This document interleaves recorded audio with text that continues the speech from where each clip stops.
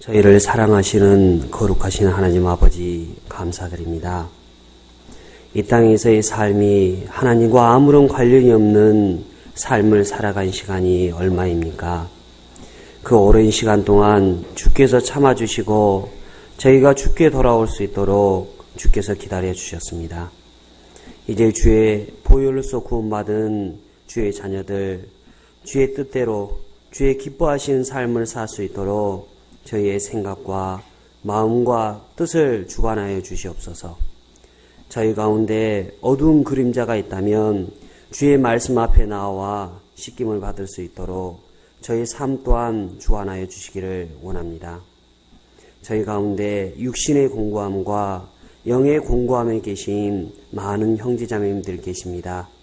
그분들 또한 주의 말씀 가운데에서 자신을 바라보지 아니하고 주를 바라봄으로 말미암아 매어 사는 삶이 아닌 영광의 삶을 살 수 있도록 도와주시옵소서. 오늘이라는 시간이 그냥 흘러 지나가지 아니하도록 있는 시간에 주의 삶을 위해서 살아갈 수 있도록 그 말씀과 시간 허락하여 주시옵소서. 이 시간 함께 교제하는 이 시간 주님께서 저희들과 함께 해주심을 믿으며 저희를 주에서 구원하신 거룩하신 예수님의 이름으로 감사하며 기도드렸습니다. 아멘. 성경 잠언 17장입니다.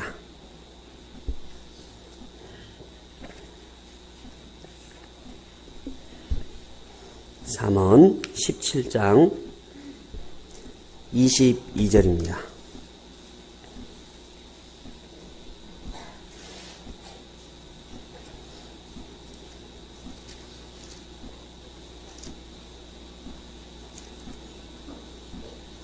구약성경 930페이지 잠언 17장 22절입니다.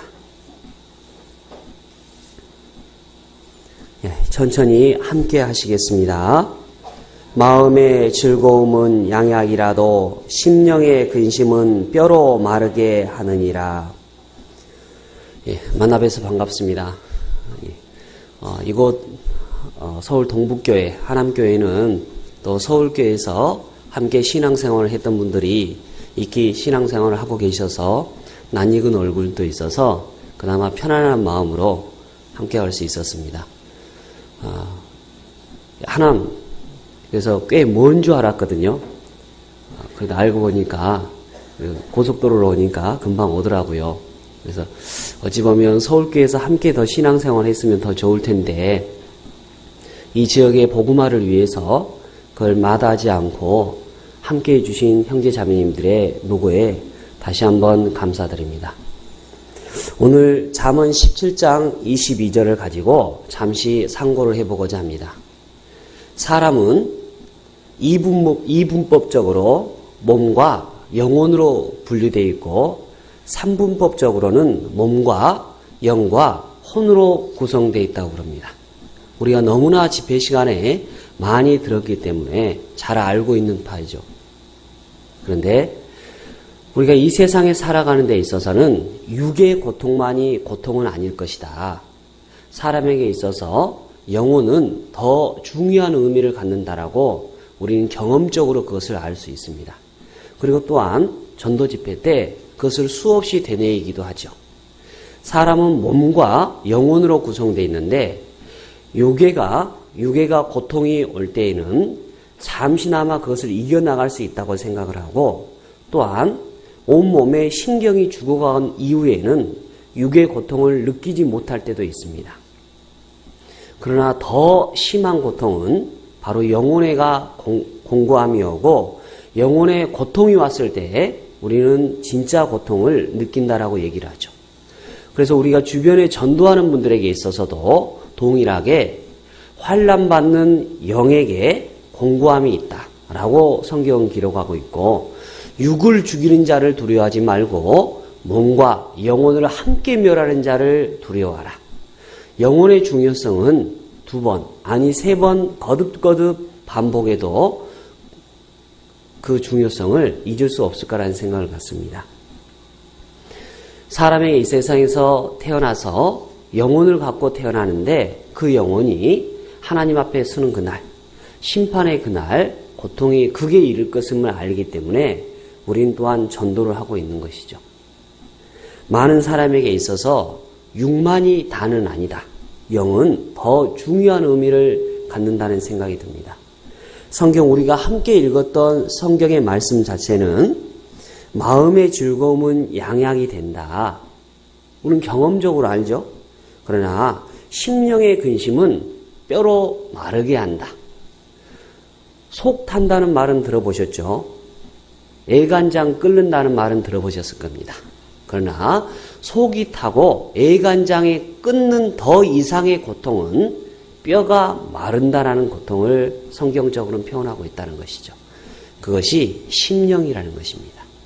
마음속에 근심과 걱정이 있으면 그게 얼굴에 드러나고 심지어는 육의 건강에까지 영향을 주기도 합니다. 어떤 사람은 단순히 육의 건강에 해친 것뿐만 아니라 심적인 고통에 의해서 정신적인 영향까지 미치기도 하죠. 우리 주변에서도 손쉽게 찾아볼 수 있는 일이기도 합니다. 그렇게 심령의 고통은 뼈를 마르게 하고 우리의 온 몸과 마음을 병들게 하기에 충분하다는 것이죠. 과연 구원받은 이후에 육의 고통이 아닐지라도 우리 성도에게 있어서 눌림이 되는 것은 과연 무엇일까? 마음의 근심이 되는 것은 무엇이 될까? 그리고 마땅하니 성도가 가져야 될 근심이라면 그 또한 무엇이 될까? 라는 걸 가지고 이 시간 함께 상고해 보고자 합니다. 첫째, 시편 119편입니다.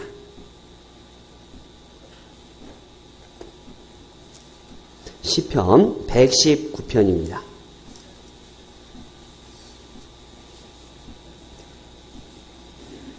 28절.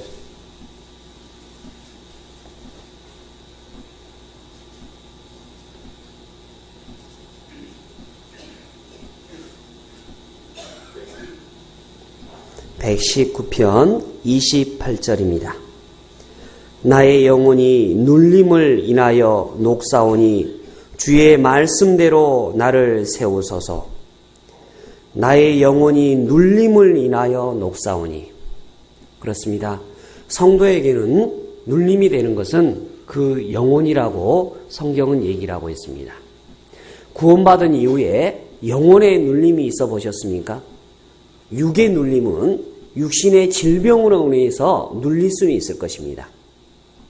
그러나 성도에게 있어서 진정한 아픔이라는 것은 육보다 영혼일 것이라는 겁니다. 구원받기 전에도 우리는 영혼의 눌림을 경험해 보셨을 것입니다. 물론 가족의 아픔과 육신의 질병과 나에게 오는 여러 환난과 공고 속에서 영혼의 눌림도 경험하셨을 것입니다. 그러나 그게 다는 아니라는 것이죠.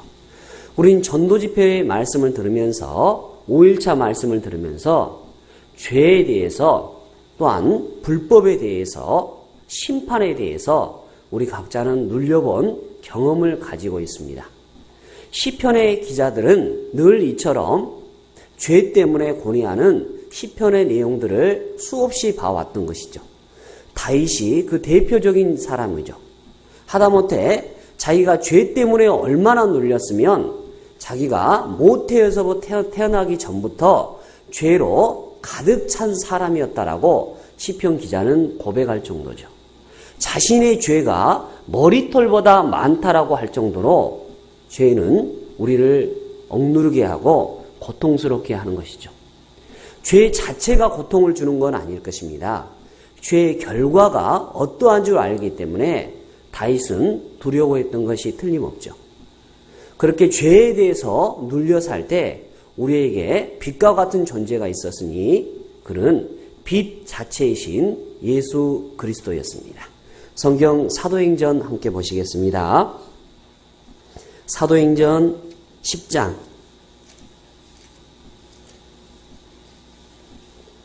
사도행전 10장 38절입니다.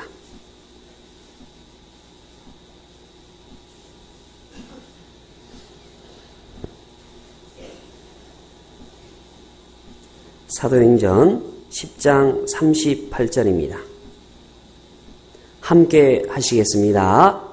하나님이 나사렛 예수에게 성령과 능력을 기름 붓듯 하셨음에 저가 두루 다니시며 착한 일을 행하시고 마귀에게 눌린 모든 자를 고치셨으니 이는 하나님이 함께 하셨습니다. 예수님께서 행하신 그 일이 있는데 바로 성경에 기록된 것처럼 착한 일을 하셨다. 그것은 곧 마귀에게 눌린 자를 벗어나게 도와주셨다고 성경은 기록하고 있습니다. 세상 조건들에 보면 여러 종교의 모습들이 있습니다. 인도에 가면 힌두교라는 종교가 89% 이상을 차지할 정도로 높은 퍼센티지를 차지하고 있습니다. 그런데 인도에서 발생한 또 다른 종교가 있는데 이름하여 불교라는 종교입니다. 인도에서 왜 불교가 융성하지 못했을까? 인도에서 발상지인데도 불구하고 불교는 사장된 종교와 다름없이 지내기도 합니다. 인도에서 불교의 인구는 2%도 되지를 않습니다. 왜 그랬을까? 그것은 인도 힌두교가 믿는 독특함 때문에 그렇습니다. 인도의 힌두교라는 종교는 신을 믿는데 3억 3천만의 신을 믿습니다. 그 중에 하나가 부처다라고 얘기를 하니까 부처는 게임이 안 되는 거죠. 그죠? 그래서 불교가 인도에서 나왔음에도 불구하고 인도에서 완전 사장된 종교를 갖고 있습니다. 불교도 마찬가지고 힌두교도 마찬가지입니다. 그들은 늘 죄 때문에 고민을 하죠. 모든 종교가 죄에 대해서 고민하고 그걸 떨어볼 방법으로 여러 가지 방법론을 모색하죠. 특히 힌두교가 강구하는 것은 1년에 한 번씩 겐지즈강에서 물을 떠서 시바신에게 바치는 행사를 합니다. 그것을 위해서 겐지즈강부터 해서 100km가 넘는 거리를 맨발로 걸어서 수행을 하기도 하죠. 그리고 거기서 끝나는 게 아니라 그들은 50세가 넘어가면 사냐시라고 해서 자기 가정과 아내와 모든 것을 버리고 스스로 거지가 됩니다. 그리고 돌아다니면서 고행을 하죠. 죽는 그날까지. 그래서 인도를 가보신 분은 아시겠지만 인도에가 거지가 그렇게 많아요. 근데 거지가 많은 이유 자체가 나라가 가난해서가 아니에요. 그들은 스스로 거지가 되는 사람입니다. 왜 그럴까? 궁극적으로 죄를 떨고 나면 후에 높은 지위의 사람으로 태어날 수 있을 거다라고 생각을 하는 것이죠. 인도에는 카스트 제도라는 게 있습니다. 그 카스트 제도가 법적으로는 사라졌는데 아직도 유지되는 비결 자체가 힌두교라는 종교 때문에 그래요. 그래서 다음 세계에서 태어나면 이 세상에서 죄, 업보를 해결하지 못하면 카스트 제도뿐만 아니라 짐승으로 태어나기도 한다. 때문에 자신의 죄를 씻기 위해서 그러한 사냐시의 활동들을 하기도 하고 겐지즈강에서 물을 떠다 시바신에게 바치기도 합니다. 어떤 사람은 더 높은 지위의 사람으로 태어나기 위해서. 그래서 그들은 카스트 제도에 대해서도 크게 부정을 하지 않습니다. 불교도 마찬가지죠. 불교도 소승불교와 대승불교로 나뉘는데 둘 다 수행의 결과로 인해서 안락함을 얻어보려고 하죠. 모든 종교는 이처럼 죄를 떠는데 그 포커스가 맞춰 있습니다. 자신의 행위로 말미암아 죄를 떨어보려고 하죠. 그러나 우리가 믿는 기독교의 원리, 예수 그리스도의 원리는 일반 종교성과 달리 속죄의 원리를 갖고 있다는 것입니다. 모세는 율법을 전해줄 수가 있습니다. 마호멧은 우리에게 칼을 전해줄 수도 있습니다. 부처는 우리에게 권고를 해줄 수 있습니다. 공자는 우리에게 지혜를 줄 수 있습니다. 그러나 아무도 속죄의 원리를 전해줄 수는 없는 거예요. 오직 예수 그리스도만이 우리에게 속죄의 원리를 제공해 줄 수 있는 거예요. 우리가 믿는 예수 그리스도가 우리의 삶에 있어서 선을 가리켰습니까? 아닙니다. 도덕을 가리켰습니까? 아닙니다. 우리에게 속죄의 원리를 가리켜신 겁니다. 죄에게 눌린 자를, 마귀에게 눌린 자를 속죄하셔서 하늘의 소망을 허락해 놓으신 것이죠. 이처럼 우리가 구원받기 전에 세상 사람의 눌림과 동일한 삶을 살았습니다. 그러다가 예수 그리스도의 원리로 속죄함을 받은 것이죠.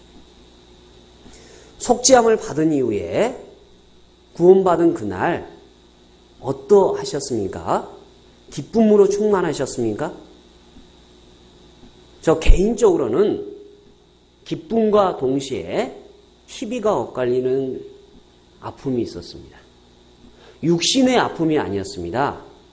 구원받기 전에 죄 때문에 눌려서 고통을 받았다면 구원받고 나니까 첫 번째 눌림이 오는 게 구원받은 그 자리에서 눌림이 오기 시작했습니다. 그게 사랑하는 가족들 때문이었죠. 성경 로마서 9장 한번 보겠습니다.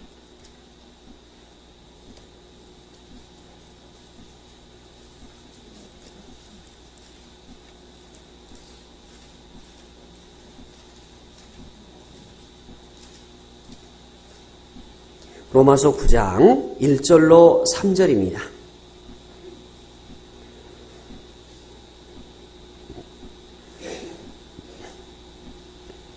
(251페이지) 로마서 9장 1절로 3절입니다. 내가 그리스도 안에서 참말을 하고 거짓말을 아니하노라.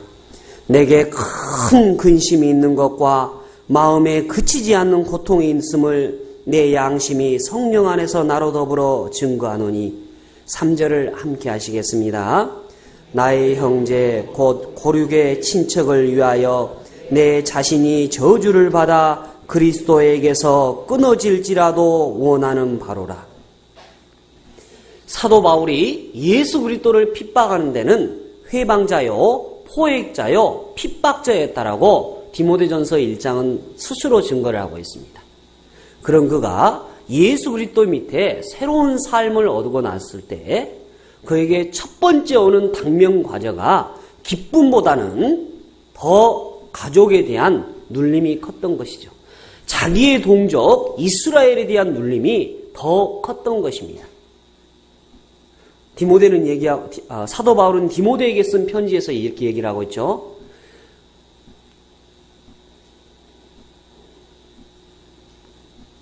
누구든지 자기 친족, 가족을 돌아보지 않는 자는 불신자보다 더 악하다라고 얘기를 하죠.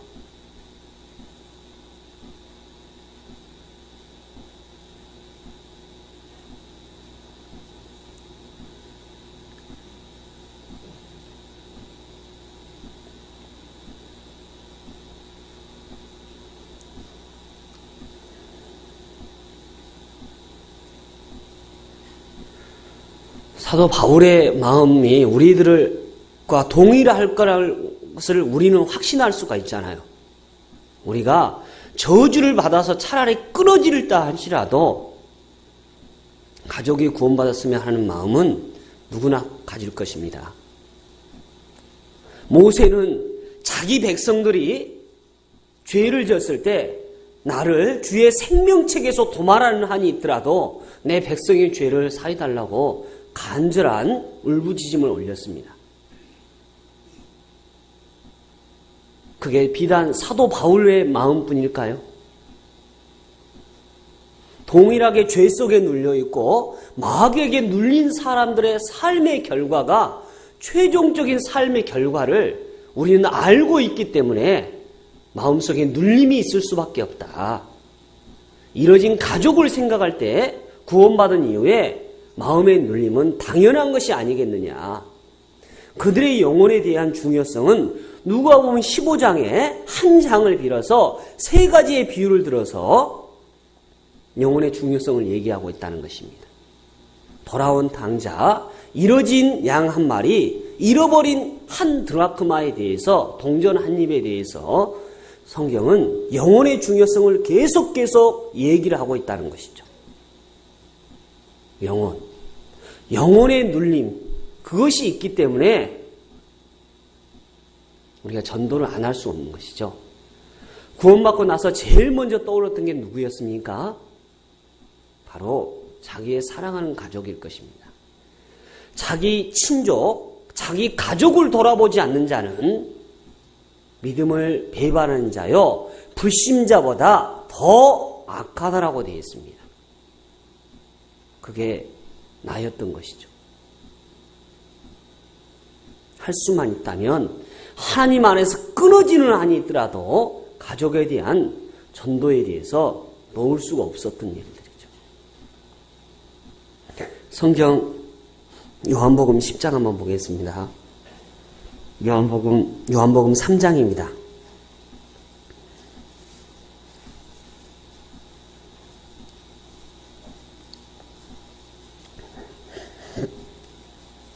요한복음 3장 18절입니다.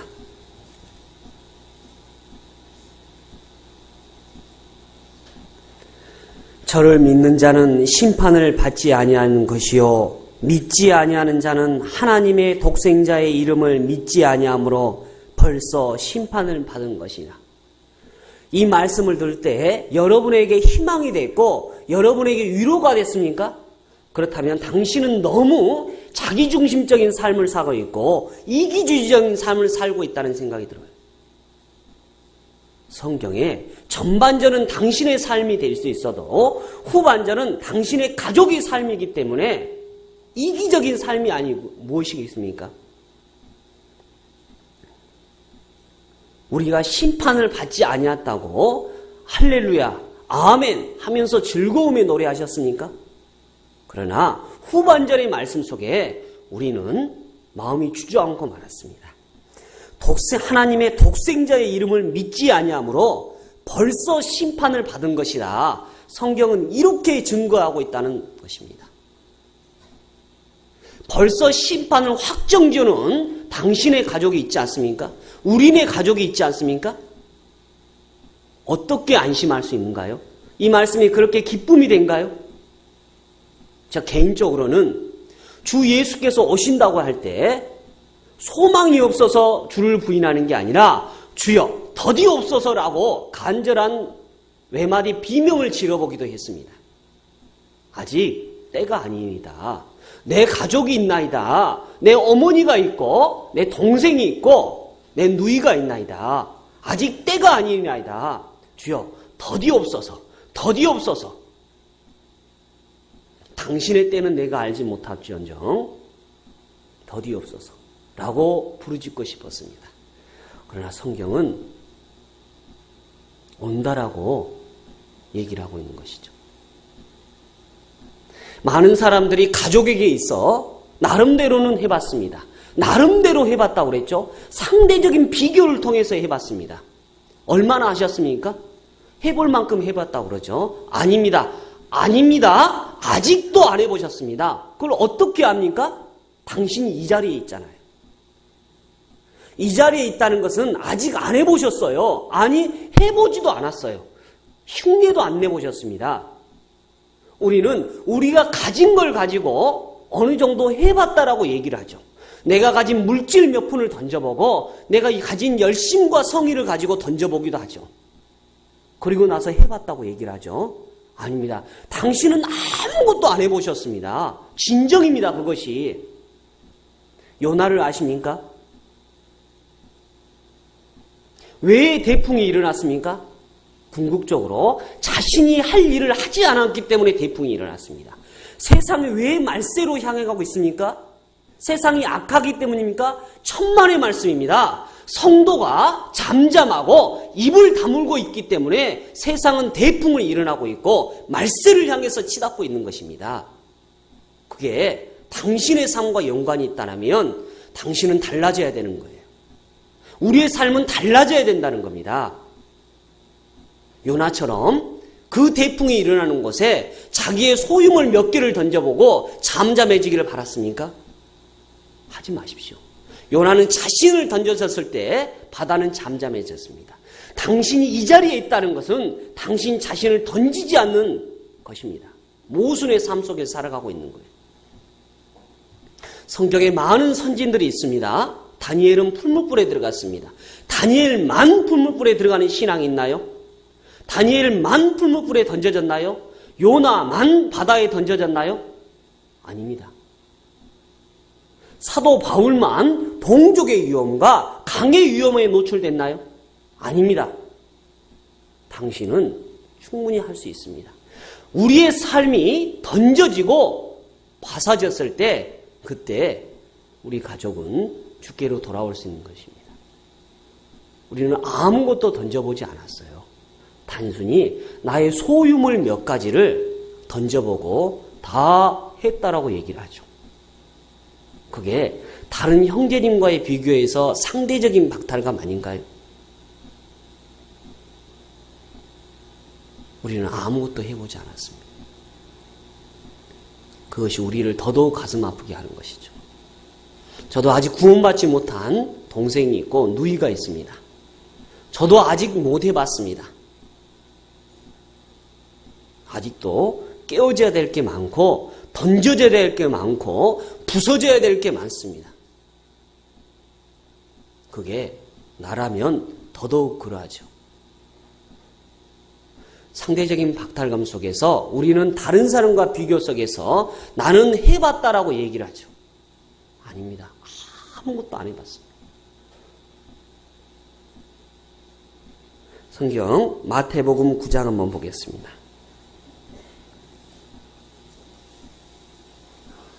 마태복음 9장 37절입니다.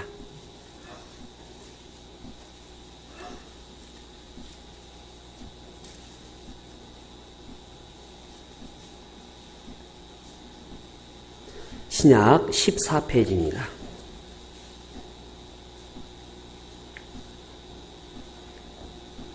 신약 14페이지 9장 37절입니다. 이에 제자들에게 이르시되 추수할 것은 많되 일꾼이 적으니. 우리는 천국의 비유에 대해서 너무나 잘 알고 있습니다. 우리는 한두 번 얘기해 보죠. 내 주위에는 전도할 사람이 없습니다. 내가 윗집도 전도했고 아랫집도 전도했고 친구들도 전도해보고 이제 전도할 사람이 없습니다. 할 만큼 해봤습니다. 라고 얘기를 하셨죠. 그런데 예수님의 답변은 안 그렇다는 것이요. 추수할 것은 많대라고 얘기를 하고 계십니다. 그렇다면 묻고 싶습니다. 예수님의 답변이 잘못됐습니까? 예수님이 어리석은 사람인가요? 예수님은 왜 아직도 추수할 것이 많다라고 얘기를 한가요? 마지막 때를 살아가는 성도에게 있어서 추수할 것은 아직도 널려 있습니다. 시간이 없습니다. 때가 차면 추수할 수가 없습니다. 어둠이 오면 추수를 못합니다. 겨울이 오면 추수를 못합니다. 그때는 분명히 오는 거고 때는 정해져 있습니다. 그리고 추수할 곡식은 아직도 많다는 거예요. 우리는 스스로 위안을 삼죠. 내가 할 만큼 해봤다고. 근데 성경은 자꾸 얘기하는 게 추수할 것이 적다. 축수할 것이 적다라고 얘기를 하고 있다는 거예요. 성경 로마서 10장 함께 보시겠습니다. 로마서 10장 13절.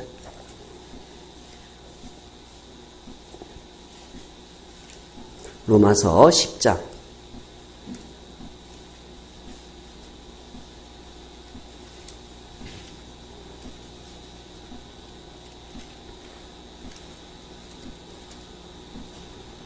13절로 15절까지 말씀을 제가 읽어보도록 하겠습니다. 253페이지. 누구든지 주의 이름을 부르는 자는 구원을 얻으리라. 그런즉 저희가 믿지 아니하는 이를 어찌 부르리요?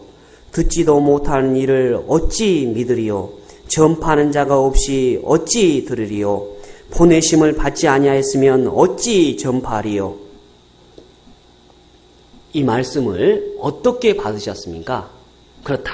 13절의 말씀만 여러분의 삶이 되진 않았습니까? 누구든지 주의 이름을 부른 자는 구원을 얻으리라 라는 말씀 속에서 위로를 삼으셨습니까? 성경을 곡해하고 계십니다. 성경을 오해하고 계십니다. 이 말씀을 거꾸로 한번 풀어볼까요?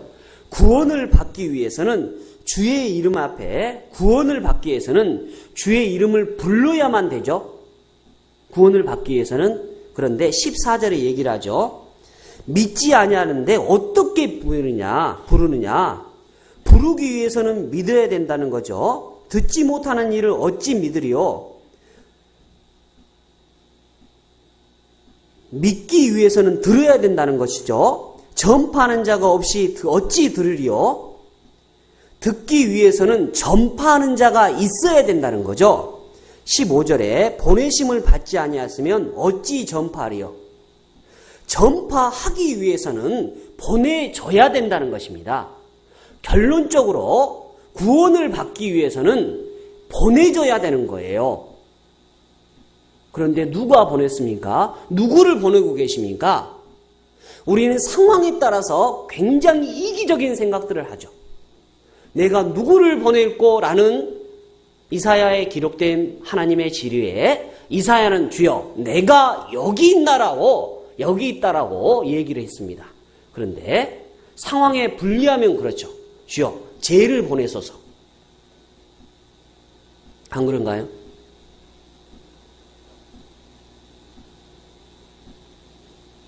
우리는 보내줘야 될 사람은 우리고 우리의 사역지는 내가 구하는 것이고 내 부모가 구하는 것이기도 합니다. 우리의 삶이 구하는 그곳이 나의 사역지입니다. 주께서는 나를 보낸 게 아니라 여러분을 보내신 겁니다. 전도자를 통해서 보내신 게 아니라 우리 각자를 주의 일꾼으로 사용하신다고 얘기를 하고 있습니다.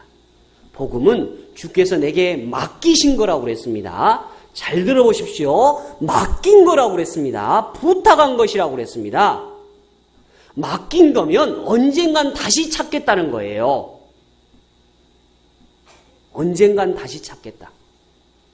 주 예수께서 강림하는 그날 다시 찾을 겁니다. 군대에서 수문장 교대식이라는 걸 보셨을 거예요. 위치교대 하면 위치를 완전히 두 사람이 바뀝니다. 예수 그리스도의 강림의 그날이 위치교대의 날입니다. 위치교대 하면 이 땅에서 섬김을 받던 자는 위에서 부끄러움을 당할 것입니다. 이 땅에서 최선의 삶을 살아간 자는 최고의 대접을 받을 것입니다. 이 땅에서 보내심을 받은 자들은 그 앞에서 보내오심을 받아서 다 그 앞에 쓸 것입니다. 위치교대 그날이 있다는 것입니다. 때문에 여러분이 가야 돼요. 미래는 현재의 삶의 부록이라는 말이 있습니다.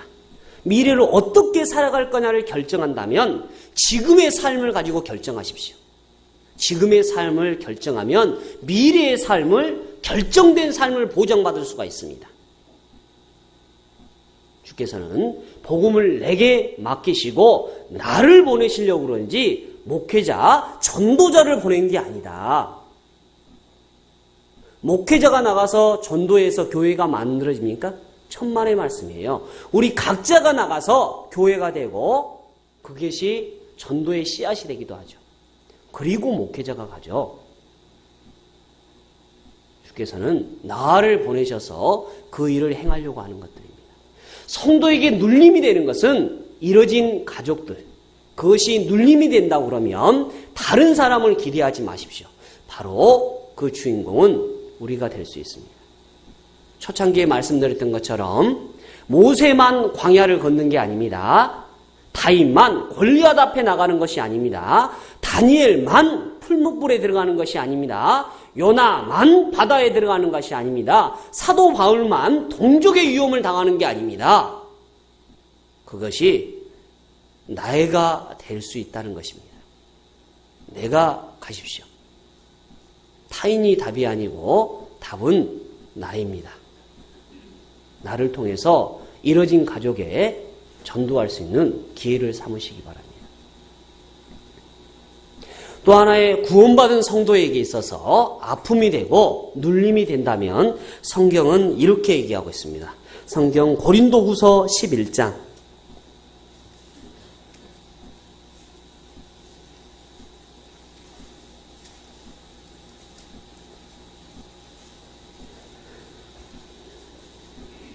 27절로 28절입니다.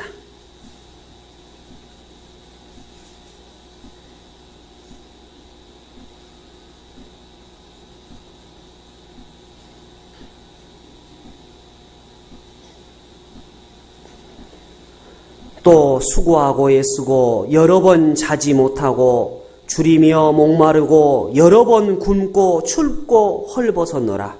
28절을 함께 하시겠습니다. 이외에 일은 고사하고 오히려 날마다 내 속에 눌리는 일이 있으니 곧 모든 교회를 위하여 염려하는 것이라. 사도 바울은 22절부터 27절까지의 내용을 보면 자기 자신이 얼마나 고통스러운 삶을 살았는지를 증거하고 있습니다. 보통의 사람이라면 그 중에 한 가지만 고통을 당해도 죽었을 수밖에 없는 고통을 수없이 겪었고 그 삶이 그 고난의 흔적을 갖고 살아가는 사람입니다. 어찌 그가 보통 사람이라고 얘기할 수 있겠습니까? 그가 체력이 강했던 사람이 아닙니다. 육체민을 했던 사람이 아닙니다. 몸이 튼튼했던 사람이 아닙니다. 그는 말도 어느라고 몸에 질병을 가지고 살아갔던 사람입니다. 그런 그에게 형언할 수 없는 고통과 고난이 왔습니다. 그런데 그 모든 것보다 더한 고난이 있고 마음에 눌리는 것이 있으니 곧 모든 교회를 위하여서 염려하는 것이라.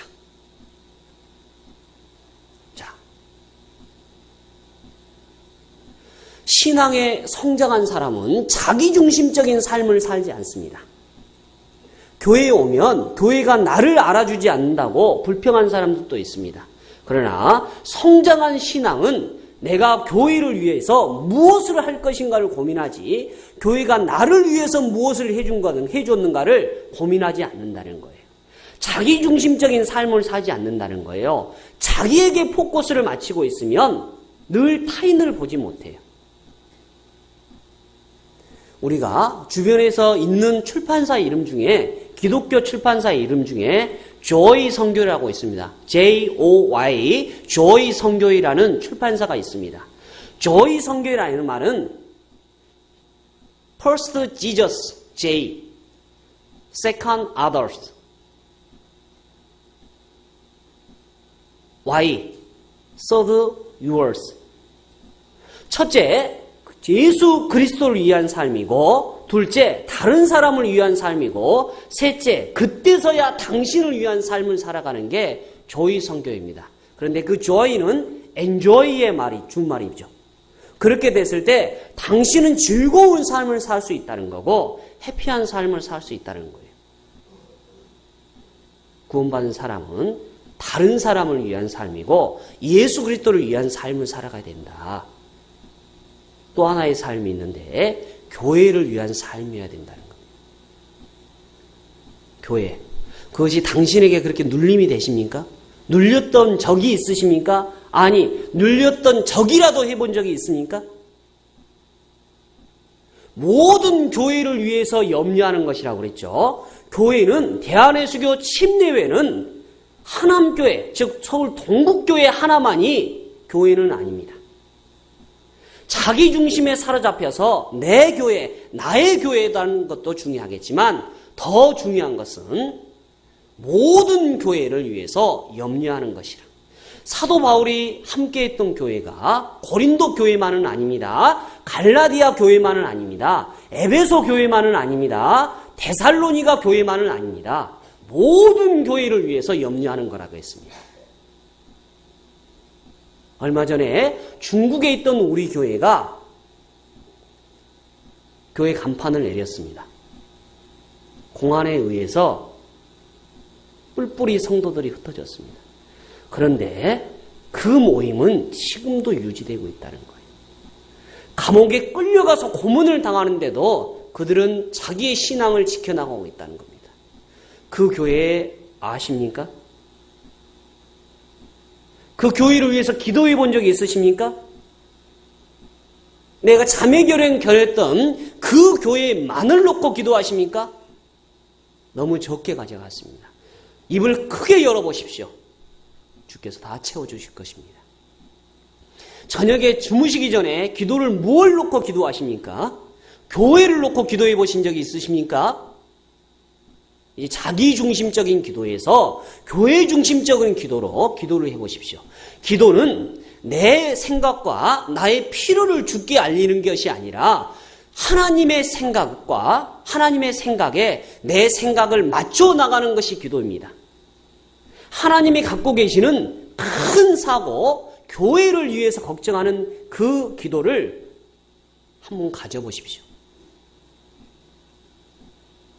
사도 바울은 모든 교회를 위해서 마음에 눌림이 됐고 염려가 됐습니다. 모든 교회라는 것은 수적인 교회의 양도 얘기를 하죠. 또한 교회의 모든 일 또한 모든 교회의 일일 것입니다. 양적인 것과 수적인 것 둘 다를 위해서 기도해 보는 게 마땅하지 않습니까? 근데 간혹 어떤 사람은 얘기하기를 나는 교회가 싫다. 교회 가기 싫어.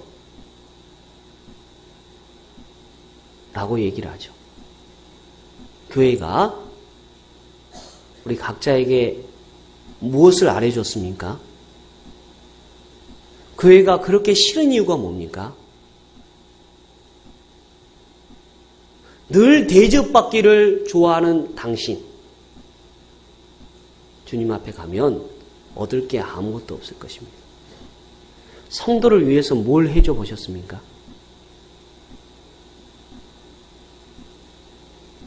저희 개인적으로 제가 서울교회에서 농아선교부에서 봉사를 하고 있습니다. 우리 하남교회에도 구원받은 우리 농아 형제님들이 계십니다. 우리 교사들에게 제가 그런 말을 해봤습니다. 늘 하루에 한 가지씩 성도를 섬기는 삶을 가져라. 그런데 당신이 가진 걸 가지고 섬겨봐라. 그랬더니 어떤 어머니 자매님은 매일 주일날 아침마다 교사들을 위해서 고구마를 쪼고 자기가 가진 건 그거밖에 없다고 그걸 통해서 교사들을 섬기고 계십니다. 어떤 분은 자기가 할 수 있는 것은 인사밖에 없다고 그래서 입구에 서서 성도들을 인사합니다. 어떤 분은 자기가 할 수 있는 건 손 내미는 것밖에 없다고 그래서 손을 내미는 교사들도 있습니다. 주께서는 우리가 가진 걸 갖고 섬기기를 원하지 없는 걸 만들어서 섬기기를 원하지 않는다는 거예요. 근데 아직도 교회가 싫으십니까? 그렇다면 당신은 크게 오해하고 계시는 분이 있습니다. 계시록 19장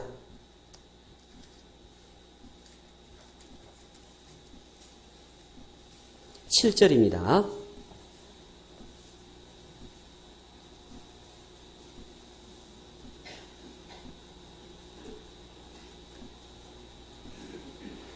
(19장 7절입니다)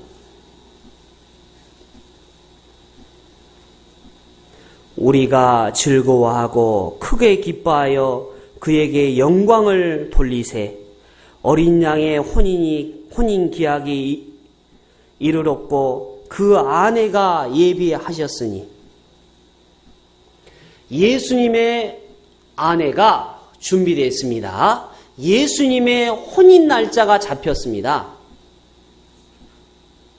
예수님의 혼인식 날 그의 아내가 누굽니까? 누구예요? 교회입니다. 교회는 하나님의 신부로 택함을 받았습니다. 고린도후서에서는 얘기하기에 사도 바울이 너희를 그리스도에게 중매하려 함이라 라고 얘기를 하겠습니다. 호세아서에서는 의와 공의와 모든 것을 가지고 너희에게 장가든다고 표현을 하고 계십니다. 그렇습니다. 여러분들이 오해하고 계시는 게 내가 예수는 좋다. 그런데 교회는 싫다고 하시는 분은 신랑 대신 예수는 좋은데 그 신부된 교회는 싫다고 얘기하는 거하고 똑같습니다. 예수님이 좋다든지 아예 예수님이 싫다든지 말을 했다면 문제가 안 되는데 예수는 좋은데 그 신부는 싫다면 예수님을 기만하는 행위입니다. 안 그럴까요? 교회는 나의 유익을 위해서 단순히 존재하는 존재가 아닙니다. 교회를 너무 쉽게 생각하시는 거 아닙니까? 당신이 정말 교회를 위해서 울부짖어 보셨습니까? 이 하남교회가 처음 생겼을 때도 많은 형제자매님들이, 아니 극소수의 형제자매님들이 하남지역에 복음화를 위해서 교회를 열어줄 것을 하나님한테 간곡하게 매달렸을 거예요. 교회는 그런 단순한 존재가 아니라는 것이죠. 성경 요한복음 17장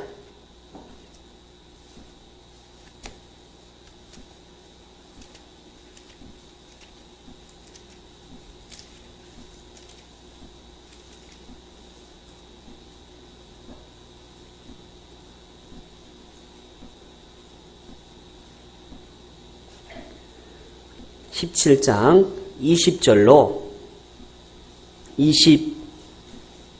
22절입니다. 요한복음 17장 20절로 22절입니다.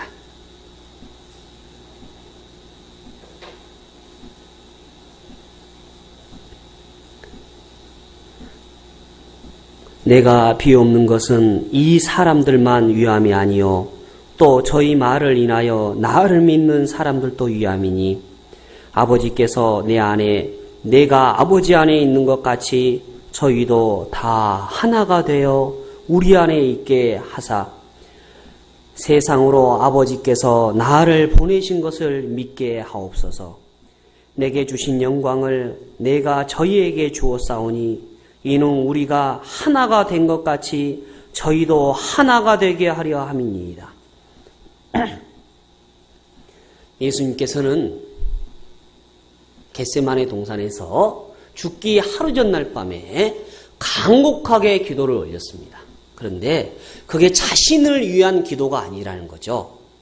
하나님, 나 죽기 싫어요. 나 어떻게 하면 피해보도록 해보세요. 그리고 제가 남겨놓은 애들이 있잖아요. 걔는 어떻게 하라고 그럽니까? 이거 다 피하게 해주세요. 그리고 남겨놓은 재산, 이런 걸 고민한 게 아니라는 거예요. 개인적인 유익을 위한 기도가 아니라는 거예요. 여러분의 삶 중에서 주의 마지막 임재의 날이 하루 앞에 남겨졌다면 어떤 기도를 드리시겠습니까? 자녀들한테 무엇을 당부하시겠습니까? 재산을 당부하시겠습니까? 어떤 걸 당부하시겠습니까? 뒷산에 있는 땅이 있지 큰애가 갖고 앞산의 땅은 작은애가 갖고 끝이라고 마감하는가요? 아닙니다. 예수님의 기도가 우리에게 본이 되는 것은 우리도 그러한 삶을 살기를 원하기 때문입니다. 예수님은 교회가 온전히 하나 되는 것을 염려하셨습니다. 온전히 하나 되기를 간절히 기도하셨다는 것이죠. 둘이 아닌 하나, 그게 교회이기를 원했던 것이죠.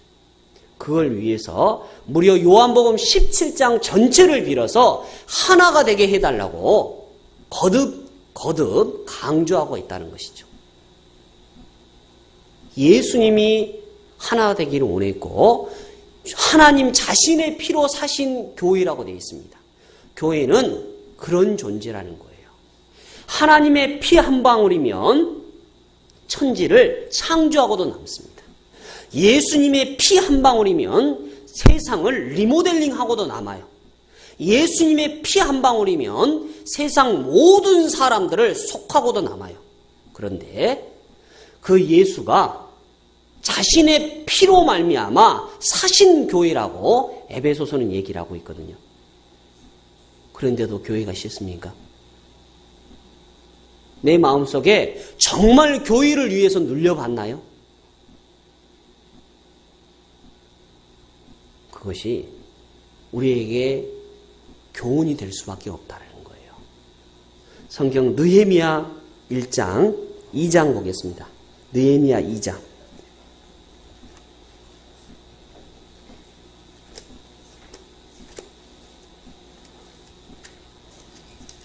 역대야 다음 에스라 다음에 727페이지 느헤미야 2장.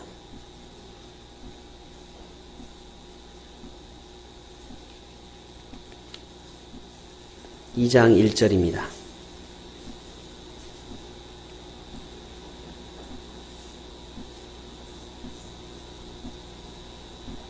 느헤미야 2장 1절. 아닥삭스 왕 20년 니산월에 왕의 앞에 술이 있기로 내가 들어 왕에게 드렸는데 이전에는 내가 왕의 앞에서 수색이 없었더니 왕이 내게 이르시되 내가 병이 없거늘 어찌하여 얼굴이 수색이 있느냐 이는 필연 내 마음에 근심이 있음이로다. 그때 내가 크게 두려워하여 3절을 함께 하시겠습니다. 왕께 대답하되 왕은 만세수를 하옵소서. 나의 열조의 묘실 있는 성읍이 이제까지 황무하고 성문이 소화되었사오니 내가 어찌 얼굴에 수색이 없사오리까. 그렇습니다. 자신의 고향 예루살렘에 성전이 회파되고 성문은 간데온데 없는 소식을 들었습니다. 그는 잠을 이룰 수 없었습니다. 그는 술맛통 관원장이기 때문에 왕의 총애를 한 몸에 맡고 있고 자신의 일락의 삶을 위해서는 얼마든지 평안한 삶을 살 수 있는 사람입니다. 그런데 마음에 큰 고통이 따른 거예요. 한 번도 왕 앞에 수색이 없었는데 자기의 사는 고향에 있는 하나님의 성전이 회파됐다는 소식을 듣고 처음 얼굴에 수색이 있어 봤어요. 다만 비단 느헤미야만이 수심이 있었을까요? 그와 함께한 사람들은 다 수심이 있었을 것입니다. 자기의 위치가 포로의 신분이든 자기의 위치 자체가 감옥에 있든지 간에 그건 전혀 문제가 되지 않는다는 것이죠. 단순히 교회를 위해서 염려하고 고통하는 것은, 아파하는 것은 자기가 가난하거나 자기가 회외에 있거나 자기 위치가 어디 있든지 간에 그건 전혀 문제가 안 된다는 것이죠. 내가 병실에 있습니까? 그래도 기도할 수 있지 않습니까?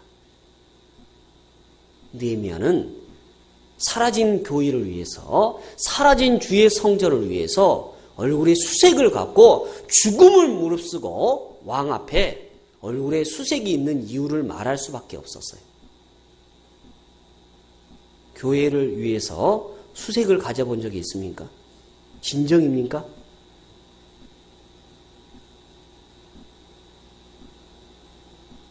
그게 나였으면 좋겠습니다. 교회를 위해서 기도할 수 있는 사람이라면 정말 작은 일에도 기도할 수 있을 것입니다. 교회를 위해서 기도하는데 어찌 성도를 위해서 기도하지 않겠습니까? 교회를 위해서 기도하는데 어찌 전도인을 위해서 기도해 주지 않겠습니까? 교회를 위해서 기도하는데 어찌 전도를 위해서 기도하지 않을 수 있겠습니까? 교회, 그것이 그렇게 중요한 삶입니까? 그렇습니다. 중요하고 말고. 예수님께서 교회를 위해서 기도하셨고 성경의 선진들의 삶 속에서 교회를 위해서 기도하셨습니다. 성경 시편 한번 보겠습니다. 시편 26장.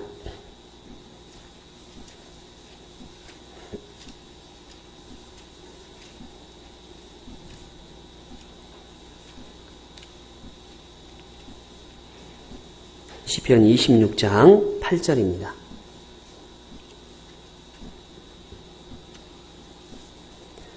구약 820페이지 시편 26장 8절입니다. 천천히 함께 하시겠습니다. 여호와여, 내가 주의 계신 집과 주의 영광이 거하는 곳을 사랑하오니. 27장 4절도 함께 보시겠습니다.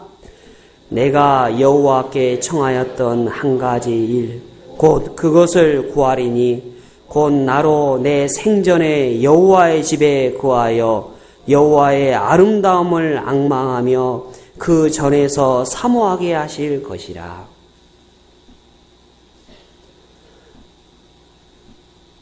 가장 아름다운 기도가 아닌가 싶어요. 그리고 가장 근본적인 것을 구한 자가 아닌가 싶습니다. 우리는 조건 때문에 결혼하는 사람들이 많이 봤습니다. 그리고 그 조건이 사라지면 그를 버리는 경우도 우리 주변에서 쉽게 볼 수 있죠. 그러나 다윗은 조건이 아니라 그 사람 자체를 구하는 모습을 보일 수 있죠. 다윗은 시냇가에 있는 사슴이 시냇물을 강급하는 것처럼 하나님 자신을 강급했었죠. 그렇습니다. 다윗은 주의 영광, 주 자신을 사랑했고 주의 영광을 구하는 모습이 있죠. 그리고 소망이 있는데 그의 살아생전의 소망이 온전히 여호와의 집에 거하여 여호와의 아름다움을 앙망하며, 여러분의 집에는 여러분이 사랑하는 분이 계십니까? 그렇습니다. 집에는 나의 사랑하는 아내가 있고 자식이 있고 가족이 있습니다. 여호와의 집에는 내가 사랑하는 그가 계십니다. 여호와 하나님.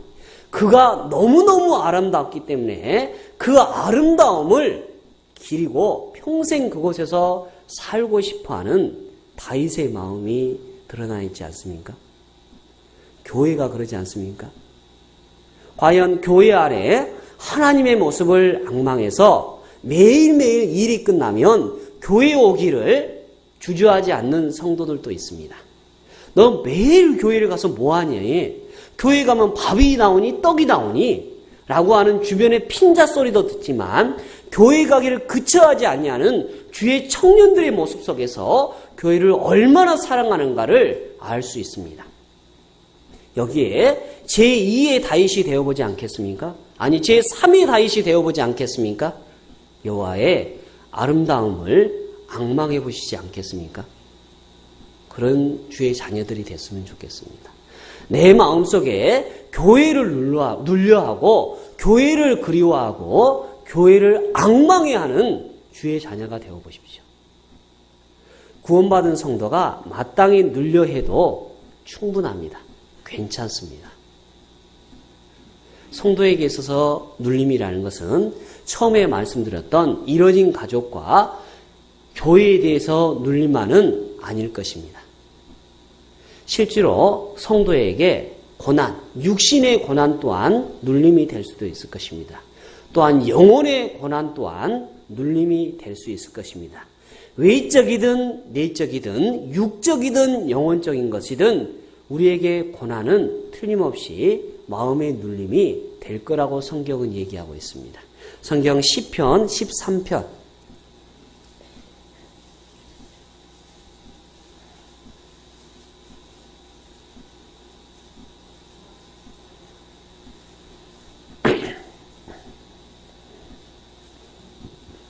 시편 13편 1절로 2절입니다.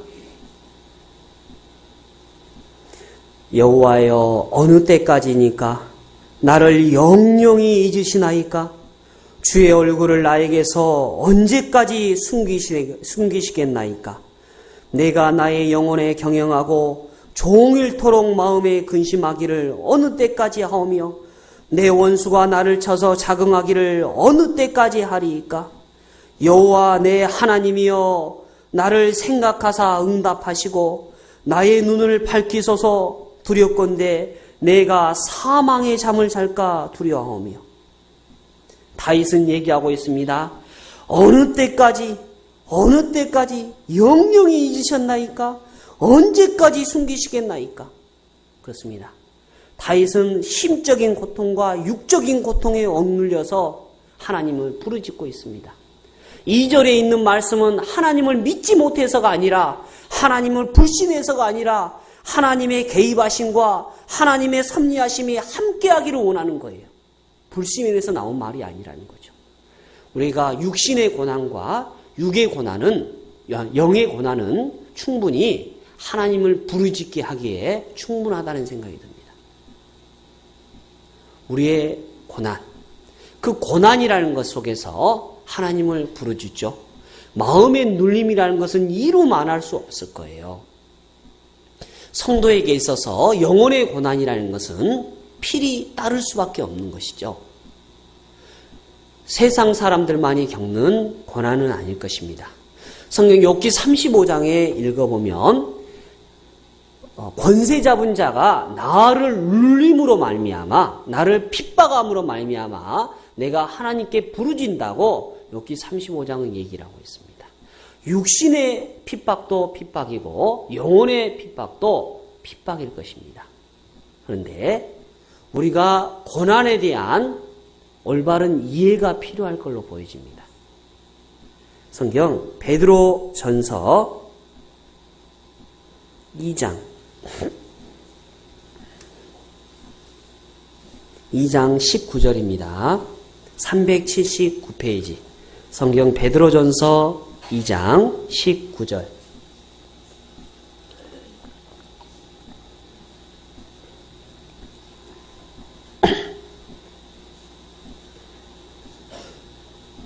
함께 해보시겠습니다. 애매히 고난을 받아도 하나님을 생각함으로 슬픔을 참으면 이는 아름다우나. 예. 애매히 고난을 받는다라고 되어 있죠. 고난과 징계는 다르죠. 고난은 애매히라고 받는 겁니다. 징계는 잘못해서 받는 것이죠. 그죠?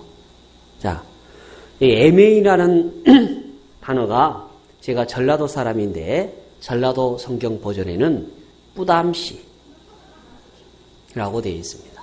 이유 없이 괜시리라고 되어 있습니다. 자, 나는 아무런 잘못이 없다고 생각하는데 받는 아픔을 얘기를 합니다. 고난을 받는데 자, 고난에 대한 반응을 보십시오. 고난에 대한 대응의 자세는 인내입니다.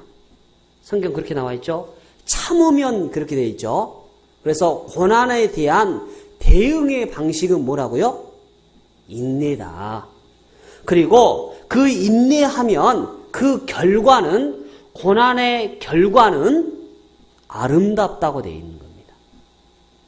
고난의 대응의 자세는 인내며 고난에 대응을 했을 때, 인내로 대응했을 때 그 결과는 아름답다고 되어 있는 거예요. 근데 어떻게 인내할 수 있느냐? 근거가 있는데 근거는 하나님을 생각함으로 라고 되어 있는 거예요. 또한 고난에 대한 감정이 있는데 슬픔이라는 거죠. 그 안에가 다 나와 있지 않습니까? 이 짧은 한 절 속에 이렇게 많은 깊이 있는 뜻들이 숨어 있다는 것 자체가 놀랍지 않으세요? 저는 이 말씀을 볼 때마다 놀라움 그 자체를 얘기를 합니다. 근데 더 놀라운 게 있었습니다. 자, 아름다우나 밑에 나나주에 보시면 뭐라고 되어 있습니까? 나나주가 없습니까? 뭐라고 되어 있죠? 은혜라고 되어 있습니다. 아하. 이걸 보고 정말 더 은혜가 됐어요. 즉, 고난은 하나님께서 주시는 은혜임에 틀림이 없다는 거예요. 고난을 은혜이라고 생각해 보셨습니까? 하나님께서 성도에게 있어서 은혜 베푸는 방법은 성도의 방법과는 맞지 않을 수 있다. 하나님은 하나님의 방식으로 일을 하는 것이지 내 방식으로 일을 하는 게 아니에요. 모든 것이 합력하여 선을 이루는 것이지 하나만 봐서는 절대 모른다는 거예요. 하나만 올 때는 고통으로만 느껴지는데 합력이라는 것은 하나 이상이 합해졌을 때 선이 된다는 겁니다. 하나님은 나에게 은혜를 주시는 방법은 고난으로서 주세요. 그게 나의 유익이 되기 때문에 그렇습니다. 안 그런가요? 하나님은 왜 다니엘을 풀무불에서 건지지 않았을까요? 왜 모세와 이스라엘 백성을 광야를 걷게 했습니까? 하나님은 할 수 있으셨습니다. 그러나 그게 그들에게 은혜가 되고 그들에게 아름다움이 되기 때문에 그들에게 허락한 거예요. 나에게 고난을 제거하지 못할까요? 할 수 있습니다. 창조주 하나님께서 나에게 고난 하나를 제거하지 못한다면 그건 창조주 하나님의 능력이 없는 분이죠. 그런데 그가 고난을 굳이 나에게 허락하는 이유가 나에게 은혜를 더하게 하기 위한 거다. 여러분께서 은혜를 받으셨습니까? 교회에 와서 은혜 받았다는 분들 많이 계십니다. 그러나 하나님의 방법으로 그게 은혜입니까? 하나님은 성도에게 은혜를 주기를 원하는데 그게 고난이다.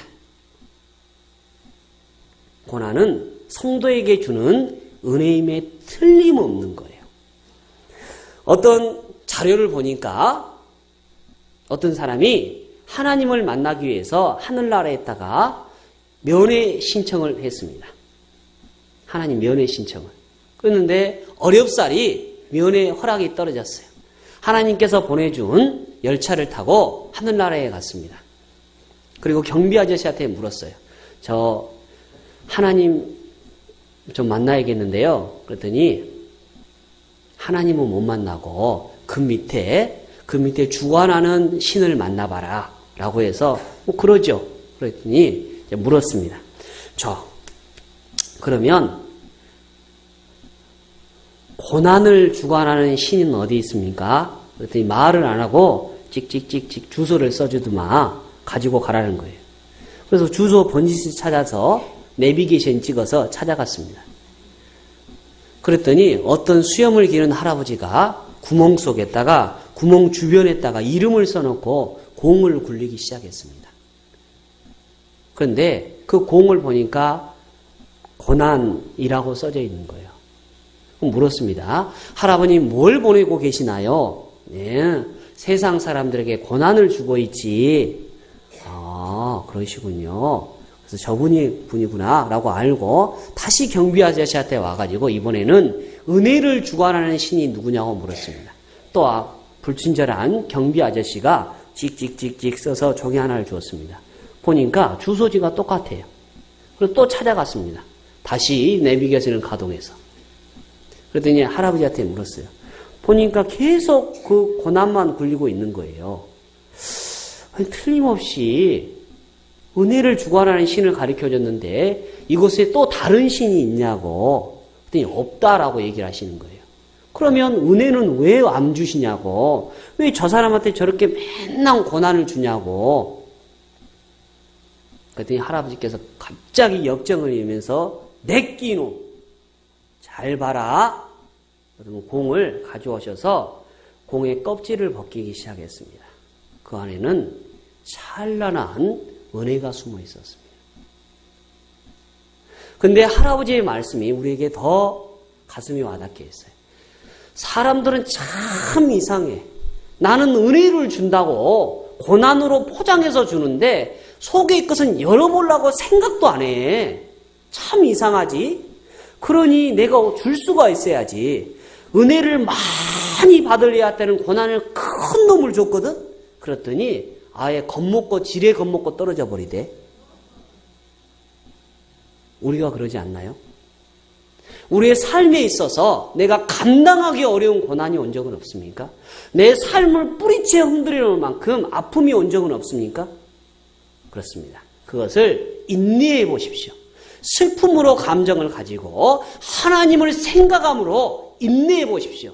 그러면 그 고난은 아름다움이 될 거고 우리의 은혜가 될 것입니다. 고난은 성도에게 주는 유일한 은혜다. 그러나 이방인에게는 거꾸로 바꿔놓죠. 겉모습은 은혜로 바꿔놓고 속은 고난으로 돼 있죠. 그게 입에는 다나 속에 들어가면 쓰게 만들어놨습니다. 그게 이방인이 받는 은혜와 성도가 받는 고난의 차이점이라는 거죠. 그래도 은혜만 받기를 원하십니까? 겉포장이 되어 있는 멜라민으로 겉포장되어 있는 은혜 받기를 원하십니까? 차라리 포장은 얇은 고난으로 포장되어 있는 은혜를 받아가는 게 우리의 삶에 유익하지 않을까요?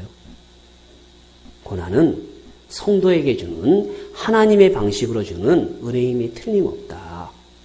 저는 이 말씀을 읽으면서 정말 제 삶에 너무너무 은혜가 됐어요. 다른 모든 고난에 대한 말씀, 내가 고난으로 인해서 주의 율례를 배웠다고 하는 시편의 기자보다 어찌 보면 베드로가 기록한 이 말씀이 내 삶이 될 수도 있겠다라는 생각을 가졌어요. 그리고 내 삶이 힘들어지고 어려울 때마다 주여 나한테 얼마나 큰 놈을 주시려고, 큰 놈 안 주셔도 좋으니까 적당하니 적은 놈 주세요 라고 핀잔 섞인 기도도 해본 적이 있습니다. 고난은 우리의 삶의 은혜이다. 은혜임을 자각하십시오. 또한 많은 사람들이 징계 또한 힘든 것이라고 생각하고 고난받는 것은 좋아라고 하는데 징계는 굉장히 싫어하죠. 그래서 교회에 와서 간증을 하면 뭐라고 그럽니까?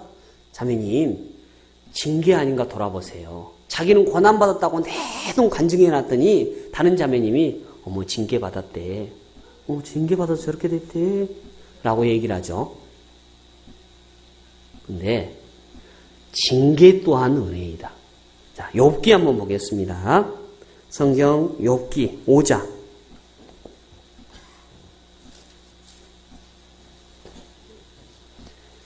욥기 5장 765페이지, 구약 765페이지, 욥기 5장 17절.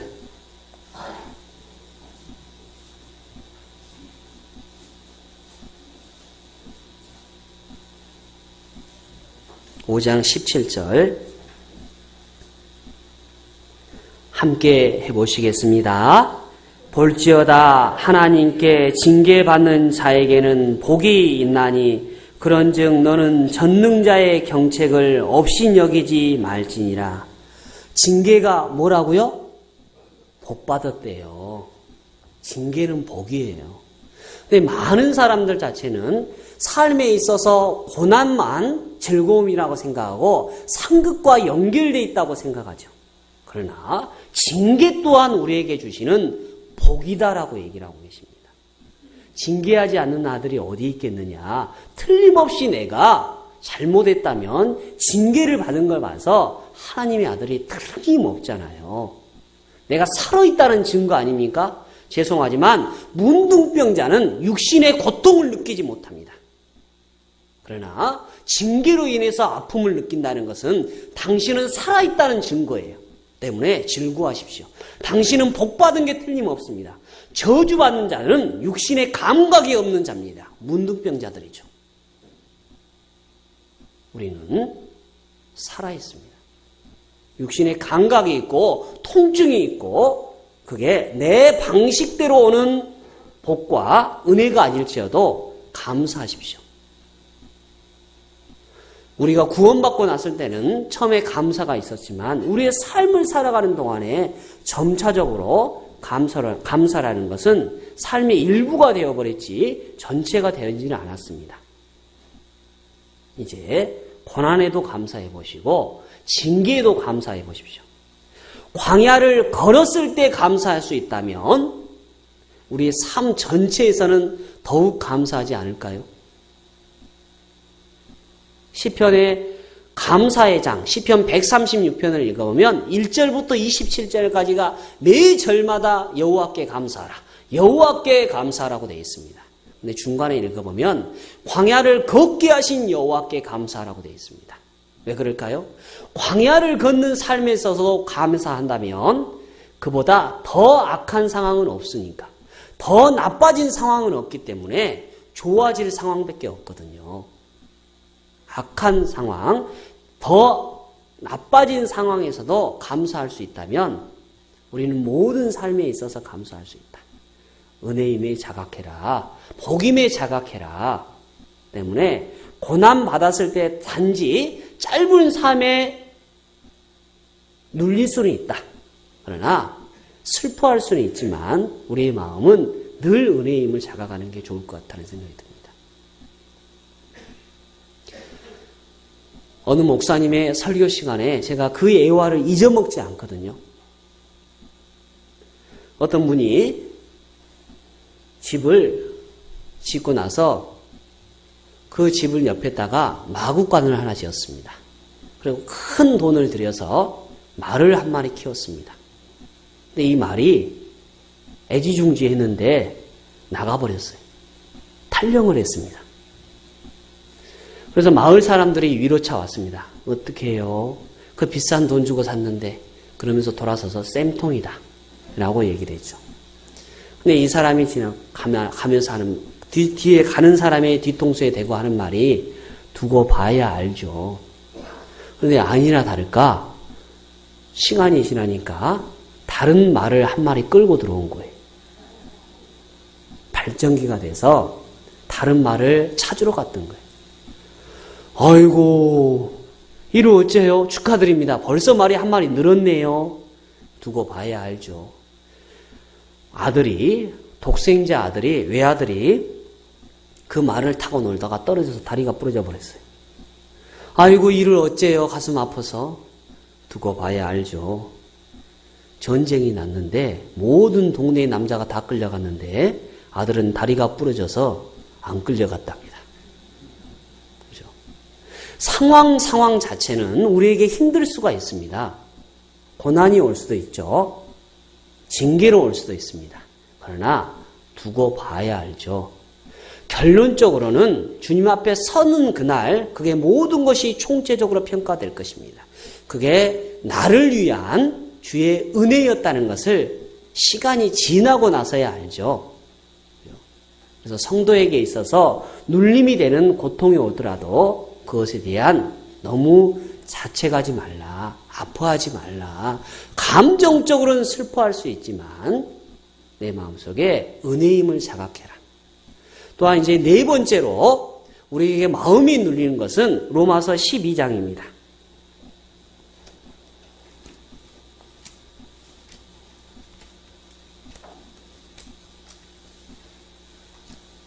로마서 12장 1절입니다.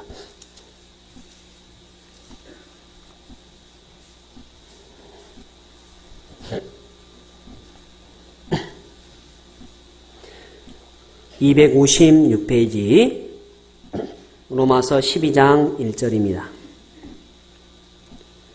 그러므로 형제들아 내가 하나님의 모든 자비하심으로 너희를 권하노니 너희 몸을 하나님의 기뻐하시곤 거룩한 산 제사로 드리라.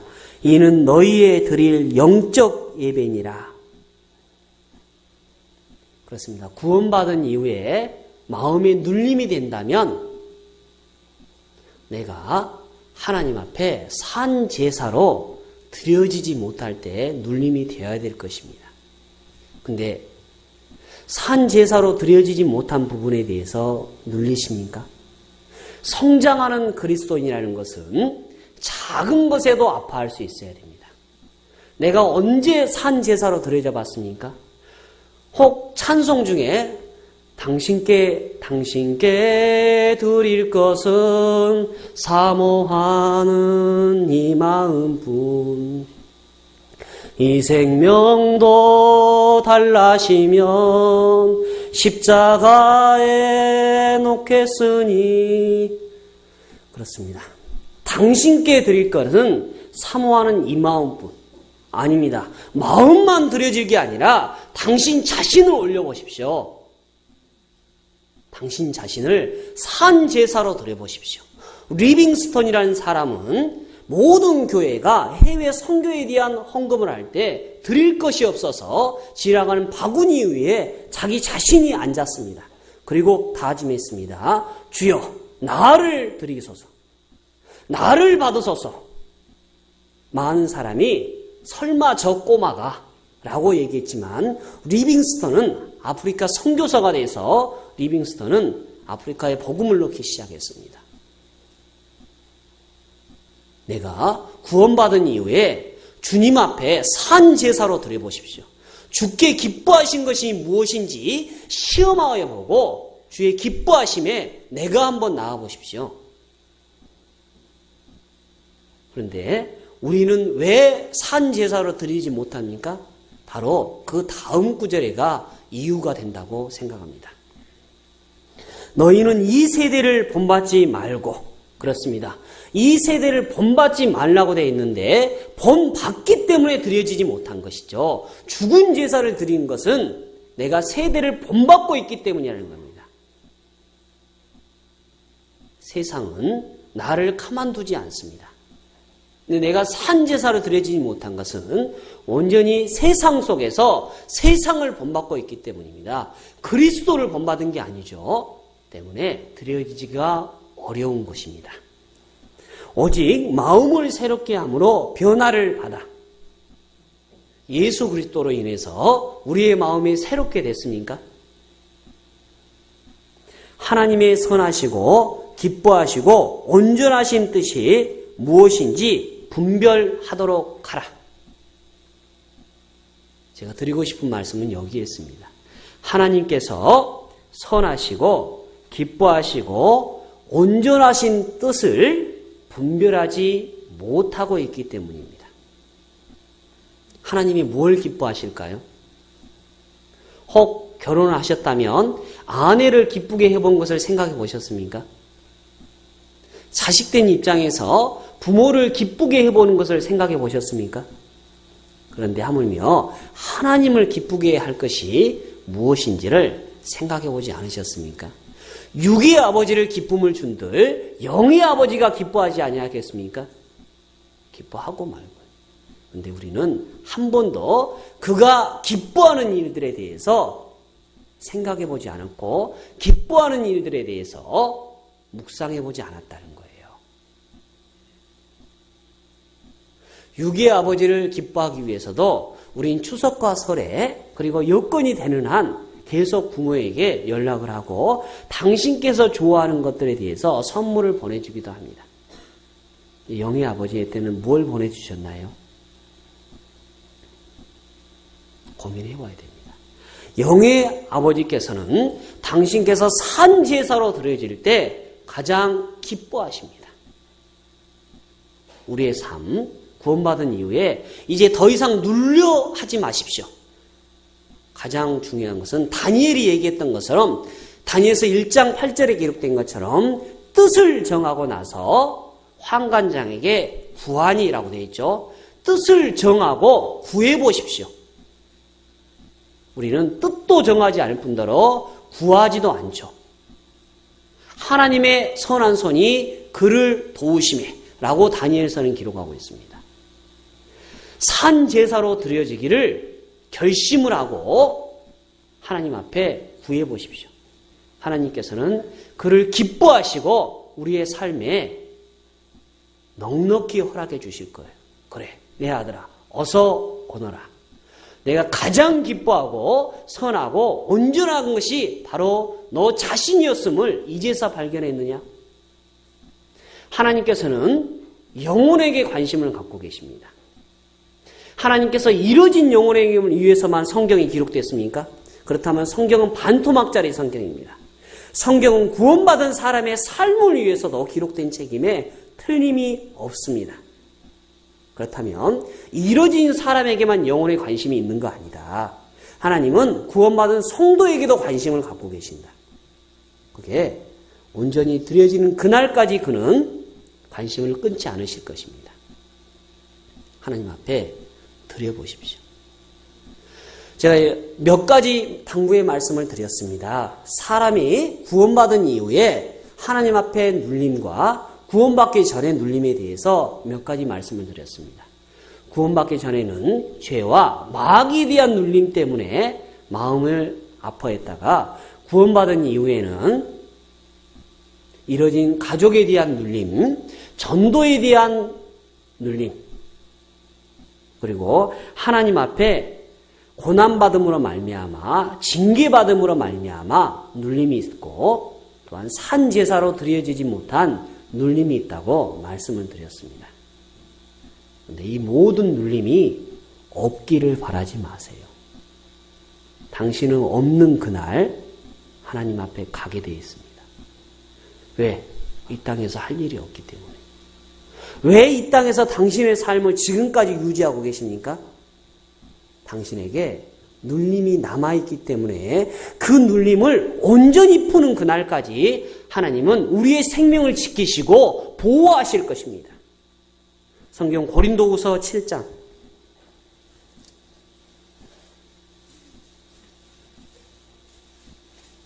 고린도후서 7장 10절입니다.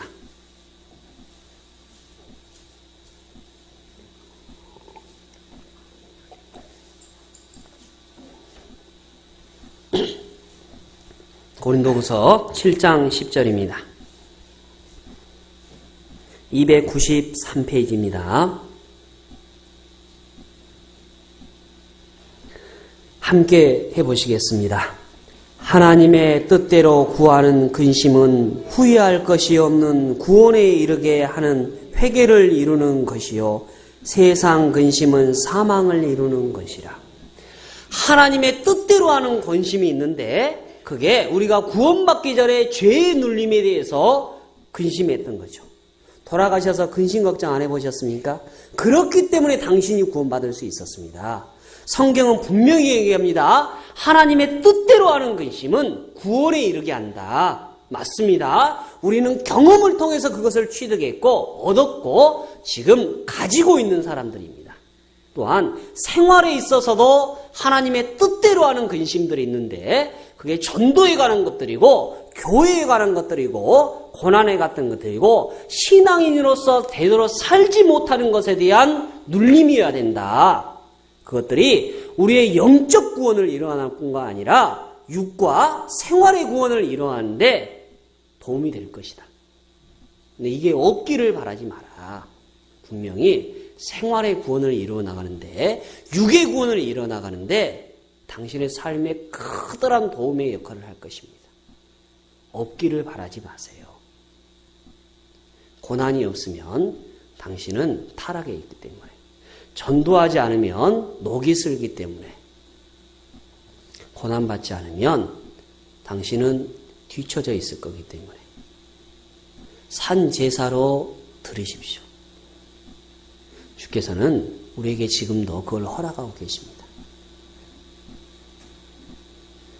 오늘 제가 말씀드렸던 부분들 자체가 제 삶 속에서 일부가 됐으면 좋겠다는 말씀에서 저와 우리 모두의 삶이 됐으면 좋겠습니다.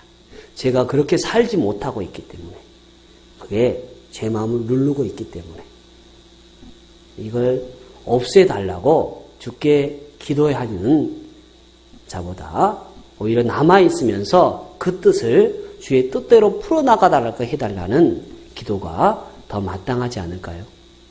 주의 자녀라면 그렇게 한번 해보시기 바랍니다. 기도하고 마치겠습니다. 저희를 사랑하시는 거룩하신 주님 감사합니다. 주의 뜻 가운데 근심하고 고민하는 저희들 주께서 어루만져 주시고 주님이 오시는 그날까지 그 근심하고 마음 아파하는 것을 놓지 아니하도록 주께서 도와주시옵소서. 저희는 아무런 일도 행할 수 없는 연약한 존재입니다. 주의 공급하시는 힘으로 말미암아 이 일을 행할 수 있도록 주께서 도와주시옵소서. 주의 선하시고 자비하신 손길 가운데에서 보살핌을 받고 양육되기를 원합니다. 오늘이라는 시간이 무의미하게 지나가지 않도록 저희의 마음의 눌림으로 말미암아 그 시간을 귀히 보낼 수 있도록 도와주시옵소서. 오늘 저희에게 맡겨진 수많은 영혼들에게 있어서 주의 복음으로 나아갈 수 있도록 도와주시기를 원합니다. 저희를 사랑해 주시고 천국의 소망을 허락해 주시는 고마우신 예수님의 이름으로 기도드렸습니다. 아멘.